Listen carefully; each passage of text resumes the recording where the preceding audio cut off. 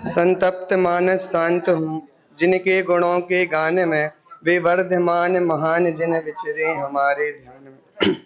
इन लाइनों के माध्यम से मैं दादा को याद करता हूँ कि आज उनकी थोड़ी कमी लगती है कि इस सभा में वो आज नहीं है, क्योंकि अपन सोच के आते थे दादा कैसे डिग्री मिलेगी आज वो, लेकिन वो उनका थोड़ा मिस कर रहा हूँ। अब मैं अपनी अनुभव बताऊं तो मेरे पापा ने मुझे यहाँ पढ़ने भेजा, तो उनके लिए प्रेरणा रहे पंडित जी साहब स्वत प्रकाश जी। उन्होंने इंस्पायर हुए और उनको धर्म में रुचि लगी। खड़ेरी में आए थे एक बार वो, हम लोग प्रवचन सुनने गए थे, तो पापा ने नवोदय से दीदी को निकाला कि उन्होंने बोला कि ऐसी पढ़ाई क्यों करा रहे हो जो आगे काम ही नहीं आने वाली है। तो उन्होंने उनको निकाला और उनने पूरा कॉन्फिडेंस दिया, आप इसको अच्छी जगह लगाइए, आप दोनों बच्चे को पढ़ाइए और जो भी दिक्कत हो पैसे संबंधी या कोई भी हो, पंडित जी ने कहा आप तो भेजिए और आप निश्चिंत रहिए, इनका फ्यूचर ब्राइट होगा।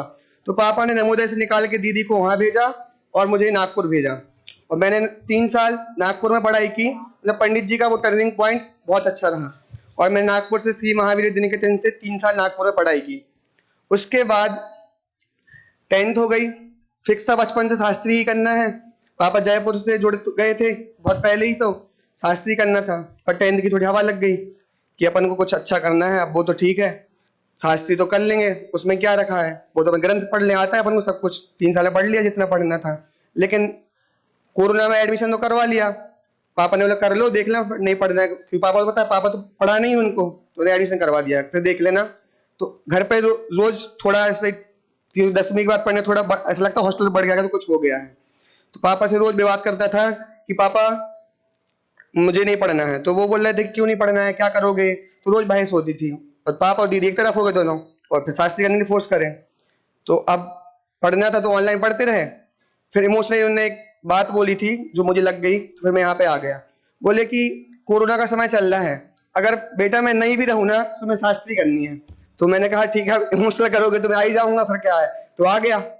तो यहाँ पे आ गया, पढ़ना तो था तो पढ़ रहे थे 12th का, लेकिन फिर यहाँ पे एक दादा का वचन हुआ, इसमें IAS बन जाओगे तो क्या करोगे, जो मैं काम कर रहा हूँ इससे अच्छा तो तुम कर नहीं पाओगे। तो उस दिन का ऐसा लगता है कि वो मेरा टर्निंग पॉइंट है लाइफ का, कि अभी तक तो जो भी पढ़ रहे थे क्यों पढ़ रहे थे, इमेज अच्छी मिलती है, अपन बातें बढ़िया बोलो ना माइक पे तो लोग सबको अच्छा लगता है। तो धर्म को एक इस तरह इस एंगल से पढ़ते थे, लेकिन लगा कि ये धर्म अपने लिए भी पढ़ सकते हैं, तो वो मेरा टर्निंग पॉइंट रहा लाइफ का, दादा का वो प्रवचन जो 12th में किया था। तब से मुझे इस चीज में अधिक रुचि लगी, और फिर पापा का तो सपोर्ट है ही जो पढ़े। अब मैं बात कर रहा हूँ कि यहाँ के गुरुजनों की, कि जैसे कि आज यहाँ पे सब बैठे हैं, आपसे कोई बोला आप यहाँ पे आप अपना जीवन देना है आपको, आप दे सकते हैं यहाँ पे। मैं किसी की बुराई नहीं कर रहा हूँ कि सब इंटेलिजेंट, सबको अपनी अपनी लाइफ चॉइस होती है, लेकिन आप इनसे ही महान बन सकते हो कोई जगह जाके। लेकिन इनने हमें वो चीज दी है, इनने अपना जीवन दिया है, इसलिए मेरे लिए इनसे बड़ा महान और कोई नहीं है। क्यों? इंटेलिजेंट तो इनसे भी ज्यादा लोग होंगे, पर इनने मुझे वो काम किया कि इनने अपनी लाइफ इसमें दी और वो लाइफ मुझे फायदा हो रहा है, इसलिए मेरे गुरु तो मेरे लिए सब कुछ ये हैं। और इनने बहुत बढ़िया चीज दी है, जो स्मारक एक सोच देता है। अभी हम दिल्ली गए थे, एक अच्छे प्रोफेसर थे, बहुत अच्छा नॉलेज है उनको, वो ब्राह्मण है, जैन धर्म का धबला सब पड़ा हुआ है, पर जो सोच मेरे अंदर है ना, वो सोच उनके नहीं है। वो शब्दों का ज्ञान मुझसे अच्छा करवा सकते हैं, वो अच्छी व्याख्या कर सकते हैं, पर जो थिंकिंग दी है ना, वो उसके सामने वो नहीं थे। मैं सोच रहा हूं मैं 5 साल का तब कहीं भी चला जाऊं किसी के पास, जो सोच मेरे पास है ना उसमें अब कोई बदलाव नहीं कर सकता। क्यों? क्योंकि पावर है मेरे पास यहाँ की सोच की। तो वो एक अलग ही स्मारक, मतलब ये नहीं है कि आपको सिर्फ ग्रंथ रटा दिया है, आपको भाव शुद्ध दिया और द्रव्य शुद्ध में जो है, तो वो सोच मुझे यहाँ से मिली। और दादा का प्रवचन सुन के पापा सुनते हैं डेली, तो वो बोलते थे क्यों सुबह 6 बजे से नींद खराब करते, रोज वो अरन चैनल पे आता था, क्यों सुनते हो, नींद खराब होती है। तो फर्स्ट ईयर से जब यहाँ पे रुचि लगी, तो उनका प्रवचन मैंने भी कभी नहीं छोड़ा। क्यों? क्योंकि जो सोच दी है उनने कि आज सब लोग फ्यूचर में कुछ ना कुछ करेंगे, कोई अच्छा मुझसे बड़ा होगा, कोई मुझसे कम होगा, लेकिन मुझे कभी रिग्रेट नहीं होगा। क्यों? उन्होंने सोच दी है कि जो तुम चीज कर रहे हो ना, वो दुनिया में सबसे किसी के पास नहीं है। पैसा सबके पास हो सकता है, अच्छी लग्जरी लाइफ भी हो सकती है, पर जो तत्व ज्ञान और जो सोच दी है ना, वो मैं उससे यूनिक हूँ, मैं उससे स्पेशल हूँ इन सब में। क्यों? कि जो चीज मेरे पास है ना, वो भारत में कितनों के पास होगी, तो उससे मैं स्पेशल हुआ। तो यही वाली बात है कि आपको जो यहाँ पे पढ़ाई दे रहे हैं ना, वो सोच लीजिए।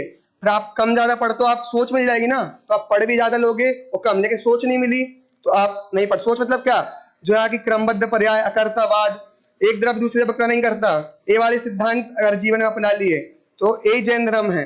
तो ये वाली चीज मैं कहूंगा। और 5 साल पढ़ लिया, अध्ययन कर लिया, पर अब मुझे लाइफ में कुछ करना है, तो मैं दुखी क्यों नहीं होगा? क्योंकि मैंने सोच ली है तत्व ज्ञान वाली, तो मुझे कोई पद कम मिले, छोटा मिले, तो अब मुझे लाइफ में कोई भी अफसोस नहीं है। और अंत में मैं पुराण पढ़े हैं, तो परिणाम तो कैसे ही हो सकते हैं। तो मैं इन मित्रों से कहूंगा, जैसे एक वादा करते हैं ना कि देवगति के जीव कभी भटक जाए, तो वो बोल तुम देव बनोगे ना तो मुझे संबोधन आना। ऐसे ही मैं कभी गलत जगह जाऊं तो आप सब मुझे संबोधन। और इतनी अच्छी क्लास है, एक से एक एक्सपर्ट बैठे, संस्कृत के, धवला के, मतलब अमेजिंग, बहुत बढ़िया क्लास मिली, बहुत अच्छा माहौल मिला। तो ये माहौल, और कोरोना रहने सब बोले कोरोना के बाद भी सबसे बेस्ट क्लास रही। ये दिखाता है इन लोगों के साथ, इन गुरुजनों के पास स्मारक में एक एक का उपकार है, और इसको उपकार का मैं हमेशा ऋण चुकाऊंगा, क्योंकि तत्व ज्ञान करना, आत्मकल्याण करना ही इसका उपकार चुकाना, और कुछ करना नहीं है। वही चीज उन्होंने करने भेजा है, और मैं घर नहीं जा रहा हूँ, घर से जा रहा हूँ।